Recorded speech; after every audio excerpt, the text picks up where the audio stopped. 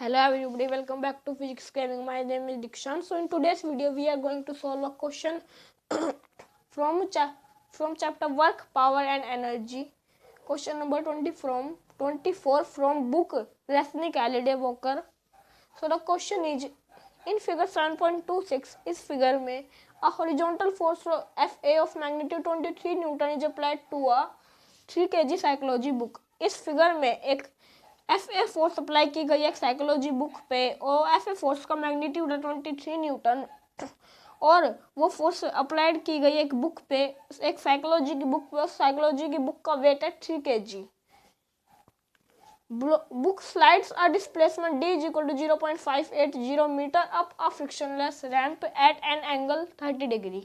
वो बुक एक एंगल पे रखी गई एक स्लाइड पे, उस स्लाइड का एंगल है 30 डिग्री. वो बुक अप साइड जाती है उस स्लाइड पे at a displacement of 0.580 metre at an angle 30 degree.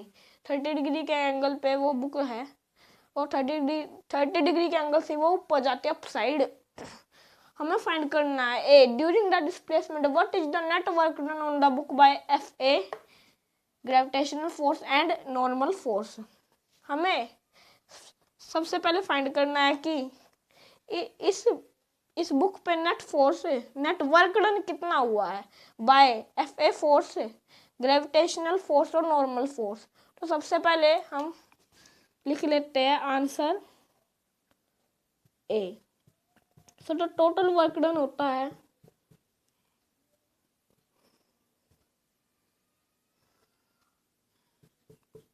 Work done by Fa force plus work done by gravitational force plus work done by normal force. तो सबसे पहले हम find करते हैं work done by Fa force. So work done by Fa force हम यहाँ पे करते हैं work done by Fa force. So work done होता है dot product of force and displacement Fd cos theta. So Fd cos theta, तो इसमें force लग रही है 23 न्यूटन की, 23 न्यूटन इनटू डिस्प्लेसमेंट है 0.580 मीटर और एंगल ऑफ फोर्स और डिस्प्लेसमेंट के बीच में 30 डिग्री का. वो कैसे, देखिए मैं इसका एक FBD बनाता हूँ. जैसे आप इसी पे देख लीजिए, ये बुक है, इस बुक पे इस यहाँ पे फोर्स लगी है Fa, तो ये बुक ऊपर की तरफ गई, ऊपर की तरफ अप साइड इसका डिस्प्लेसमेंट हुआ और ये बुक रखी गई थी 30 डिग्री के एंगल पे और उसी एंगल से अप साइड गई. तो ये एंगल जो है, जिस एंगल से ऊपर की साइड गई, ये एंगल, ये वाला, ये 30 डिग्री का, क्योंकि ये 30 डिग्री तो ये भी 30 degree as a normal geometry से ये भी 30 डिग्री का एंगल होगा. तो फोर्स और डिस्प्लेसमेंट के बीच में 30 डिग्री का एंगल है. सो cos 30 इज इक्वल टू √3/2.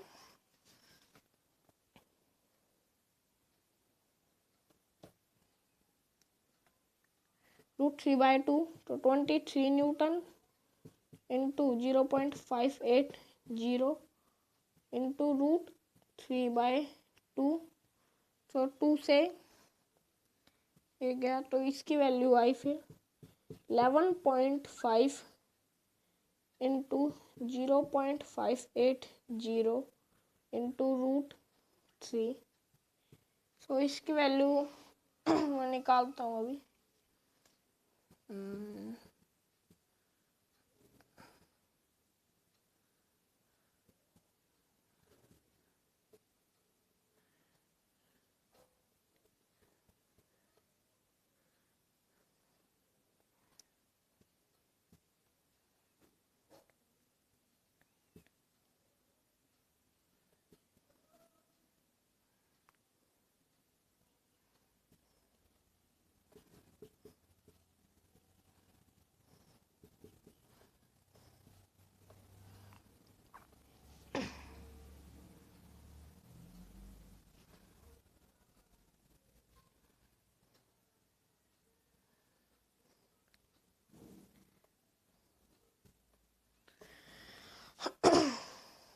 यहाँ पे इसकी वैल्यू आई 6.67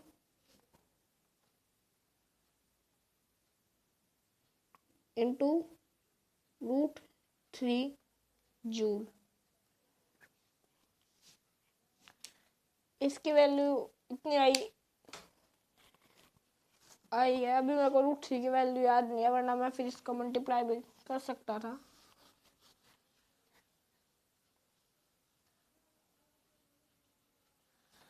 सिक्स 6.67 इंटू √3 जूल। तो अब निकालते हैं work done by gravitational force. So suppose कीजिए ये बुक है यहाँ पे, तो इसकी ग्रेविटेशनल फोर्स है और यहाँ पे फोर्स लग रही है Fa, और यहाँ हो रहा है डिस्प्लेसमेंट, ये डिस्प्लेसमेंट है और एंगल 30 डिग्री। तो यहाँ पे फोर्स लग रही है ग्रेविटी की, तो ग्रेविटी की फोर्स हो जाएगी यहाँ पे mg। डिस्प्लेसमेंट हो जाएगा यहाँ पे तो डिस्प्लेसमेंट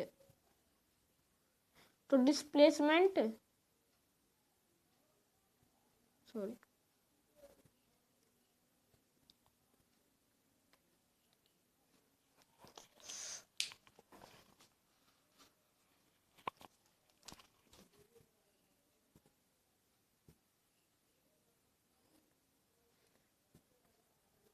सो इधर हो जाएगा ये डिस्प्लेसमेंट, इस साइड ये डिस्प्लेसमेंट है,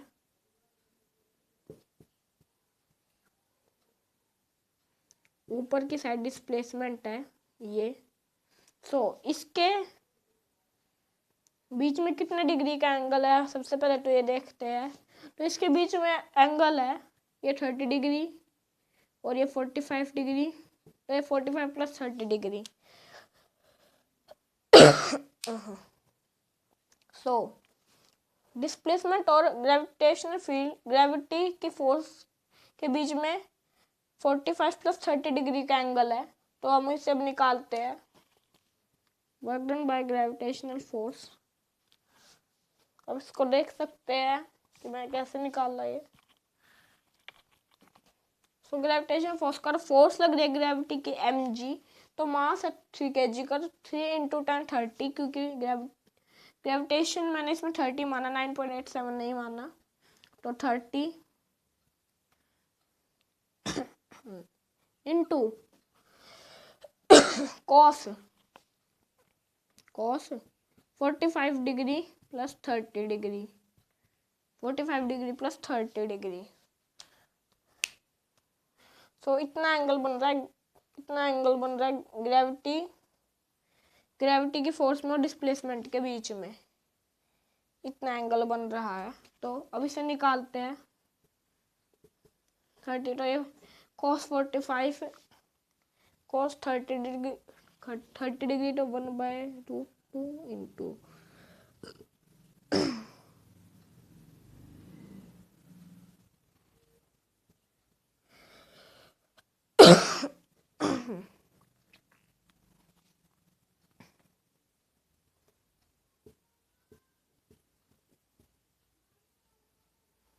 टू माइनस sin 45 sin 30, तो sin 45। मैंने इसका एक्सप्लेनेशन की, जब cos a + b हो तब इसका एक अच्छे से इक्वेशन बनते हैं, एक आइडेंटिटी बनते हैं, जो कि मैंने पिछली वीडियो में आपको बता दिया। आप उस वीडियो का लिंक देख सकते हैं, डिस्क्रिप्शन में मैं दे दूंगा। उस वीडियो से आप cos a + b की आइडेंटिटी को जान के इसको सॉल्व कर सकते हैं कि मैंने इसको कैसे सॉल्व करा।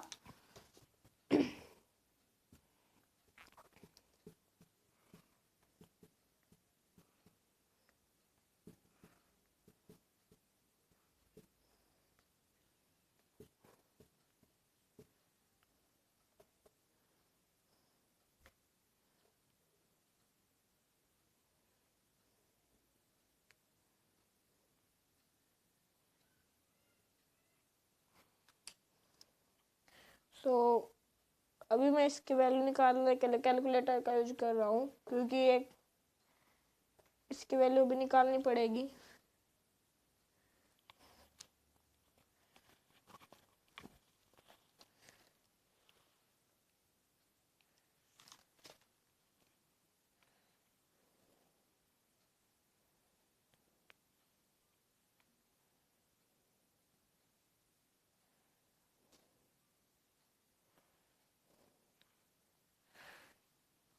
आई एम सॉरी, ये 90 डिग्री है, सॉरी मैंने गलती से 45 लिख दिया, 90 डिग्री है ये, तो ये 90 डिग्री है, तो सॉरी ये 90 डिग्री होगा, 90 डिग्री प्लस 45 डिग्री, सॉरी मैंने गलती से 90 डिग्री मतलब गलती से 45 डिग्री लिख दिया, सॉरी।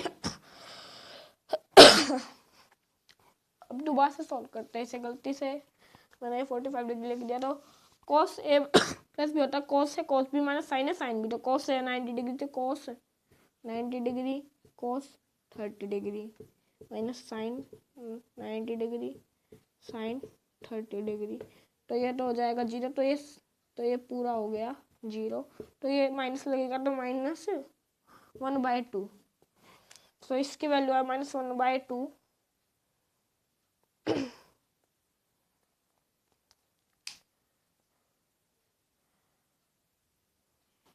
अरे मैं डिस्प्लेसमेंट कंसीडर करना भूल गया, sorry, into D into D, तो डी की वैल्यू है 0.580 मीटर, तो जब हम इसको सॉल्व करेंगे तो इसकी वैल्यू आएगी -8.7 जूल। सो ग्रेविटेशनल फोर्स का वर्क डन है -8.7 जूल, इसको नोट डाउन कर ले। सॉरी मैंने 45 डिग्री लिख दिया था गलती से, पता नहीं कैसे लिख दिया, 90 डिग्री था।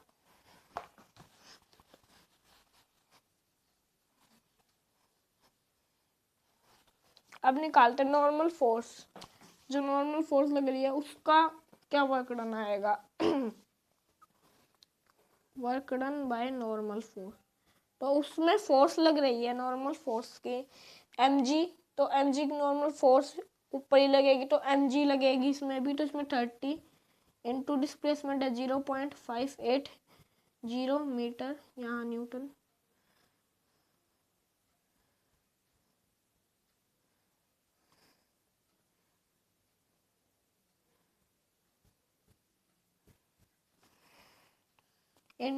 और कॉस, और इसमें देख लेते हैं कितने डिग्री का एंगल बन रहा है, एफबीडी बनाते हैं।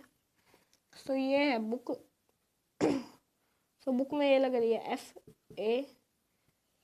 FG और FN, सो यहाँ हो रहा है डिस्प्लेसमेंट D, सो ये एंगल है 30 डिग्री का, ये 90 डिग्री का, और ये एंगल है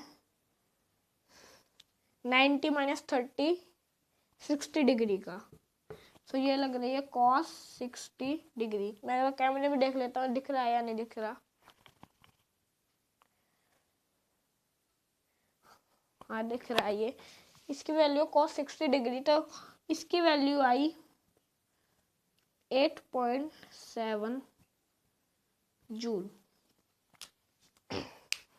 8.7 जूल इसकी वैल्यू आई, सो 8.7 जूल इसकी वैल्यू है। तो अब हम टोटल वर्क डन निकालते हैं, नेट वर्क डन।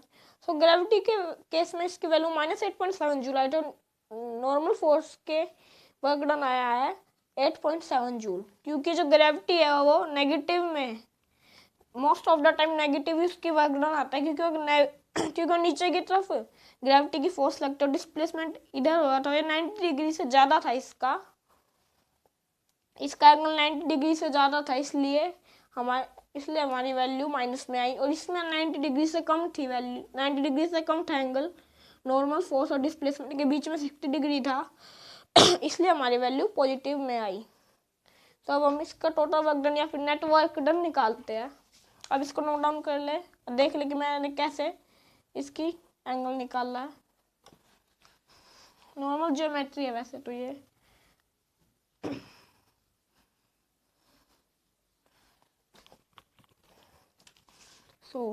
अब यहाँ पे टोटल वर्क डन आएगा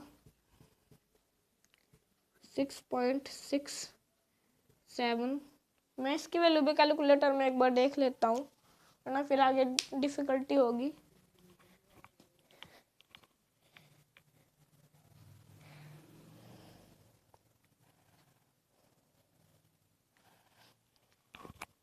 तो 6.67 इंटू √3 जूल की वैल्यू आई 11.55 joule.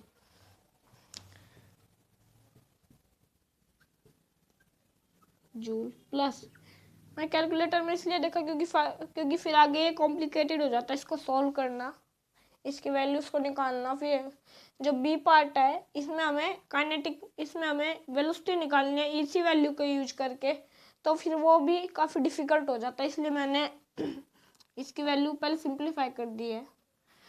Plus minus bracket minus 8.7 joule plus 8.7 joule तो टोटल वर्क डन आया हमारा 11.55 जूल का, क्योंकि इसने एक दूसरे को कैंसिल आउट कर दी, क्योंकि इसमें भी कैंसिल आउट कर ही देते वैसे। सो हमारे पास नेट वर्क डन आया 11.55 जूल का। सो हमारा पहला क्वेश्चन सोल्व हो चुका है। क्वेश्चन ए हमारा सोल्व हो चुका है।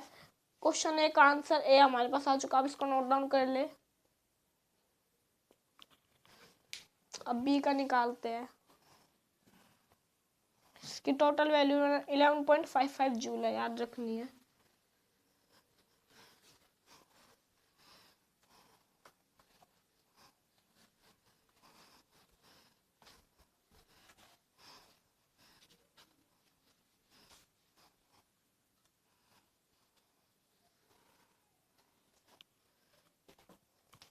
Answer B.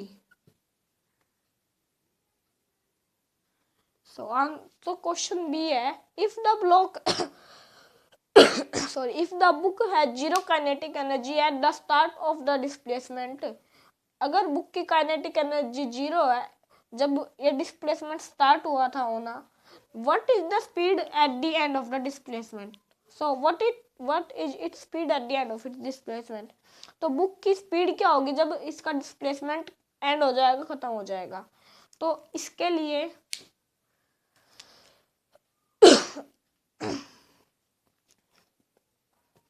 लिए हमारे पास हम यूज करते हैं यूजिंग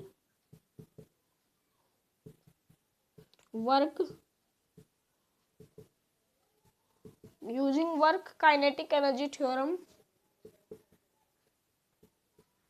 तो वर्क काइनेटिक एनर्जी थ्योरम का यूज करते हैं। मैंने उसकी वीडियो बना दी, आप डिस्क्रिप्शन बॉक्स में जाके उसका लिंक देख लीजिए। पिछली वीडियो है वर्क काइनेटिक एनर्जी थ्योरम के ऊपर, आप उसको देख लीजिए। अगर आपने वो वीडियो नहीं देखी अब तक और आप सीधा इस पे आ गए तो आप इसको समझ नहीं पाएंगे, अंडरस्टैंड नहीं कर पाएंगे। तो पहले उस वीडियो को देखें। Using work kinetic energy theorem. तो वर्क काइनेटिक एनर्जी थ्योरम क्या कहते हैं, टोटल वर्क डन या फिर net work done is equal to final kinetic energy minus initial kinetic energy या फिर डेल्टा के। सो इनिशियल काइनेटिक एनर्जी तो आपकी जीरो, क्योंकि इसमें हमें पहले ही गिवन है initial kinetic energy is zero. So हमें इसकी स्पीड बतानी है at its end of its displacement. So हम इसका यूज करते हुए निकालते हैं कि टोटल वर्क डन या फिर नेट वर्क डन इक्वल है फाइनल काइनेटिक एनर्जी के। सो हमारा नेट वर्क डन आया था 11.55 जूल, वो इक्वल है फाइनल काइनेटिक एनर्जी के। सो काइनेटिक एनर्जी होती है half m v square. So half m v square is equal 11.55 joule के। तो हम यहाँ से v की फाइनल वेलोसिटी फाइनल स्पीड निकाल सकते हैं इस बुक की। तो निकालते हैं, तो हाफ एम वी स्क्वायर, तो मास है इस बुक का 3 kg, तो half into 3 into v square final is equal to 11.55 joule. So v square हो जाएगा, ये सारा डिवाइड में चला जाएगा 6, तो 11.55 जूल बाय 6। तो सबसे पहले इसको सॉल्व करते हैं। तो इसकी वैल्यू आएगी कुछ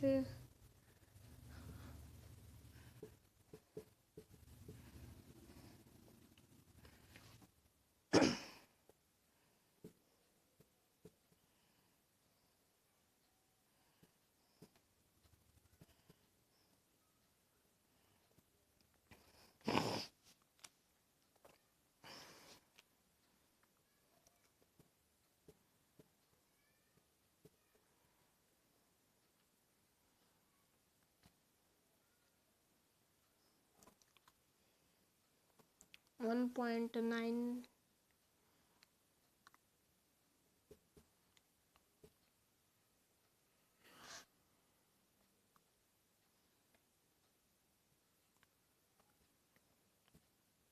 तो इसकी वैल्यू आई है 1.925 जूल नहीं सॉरी